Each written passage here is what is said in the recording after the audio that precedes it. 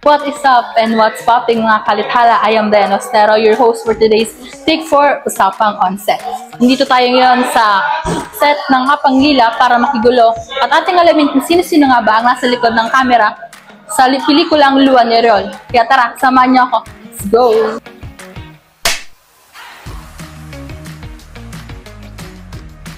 Hi, I'm John Aaron Lopos and I'm the head writer of Kapang Lila Productions. How long did it take to write the screenplay? Since pabago-bago kami ng kwento, I had to write the screenplay for Lua ni Oriol in just, I think 2 days. And I still revised that for about a day. So, bali 3 days ko siya ginawa. What themes or messages did you want to explore in the film? Isa lang naman yung major theme na pinaka-in-explore talaga namin sa film, which is yung kung hanggang saan naabot yung tao sa kanyang actions kapag nasaktan siya, and yun, kung gaano ka-fragile yung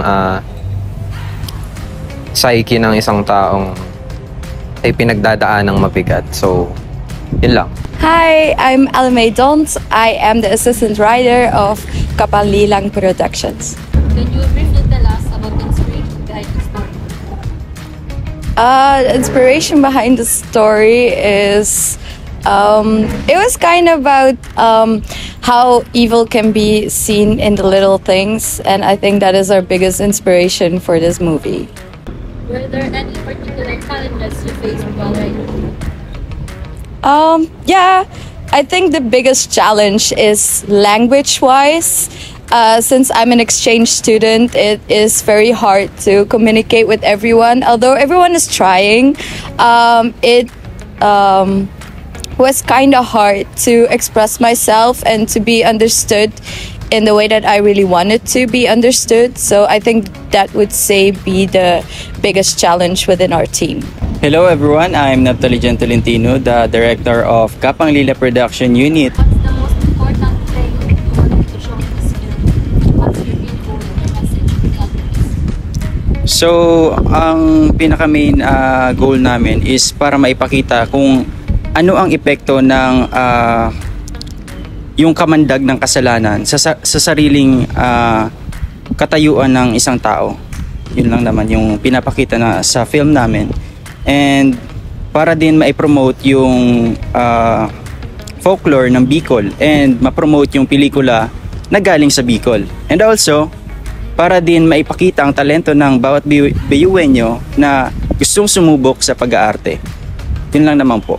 What was the biggest challenge you faced while directing? And did anything on set surprise you or make you excited? So, maraming naging technicalities or difficulties sa aming prod unit, lalo na sa pagdating sa leadership and also sa mga location na aming ginaganapan ng aming film. And syempre sa funds, nagkukulang din kami sa funds na aming nakakalap mula sa solicitation, and also yung panahon din nakikisama pa din. Yun lang naman yung mga difficulties na sasalubong namin sa pag-create nitong film na to. Hello everyone, we are Kapang Lila Production Unit and we are inviting you to watch our film on this coming December on the BULFF 2024. Please enjoy and watch our film and also support our Lithala Digital production. Hi, please watch our movie Lua ni Oriol. It's gonna be fun. Please support our official entry in BU Literatis Film Fest this year, Lua ni Oriol, coming this December. Thank you.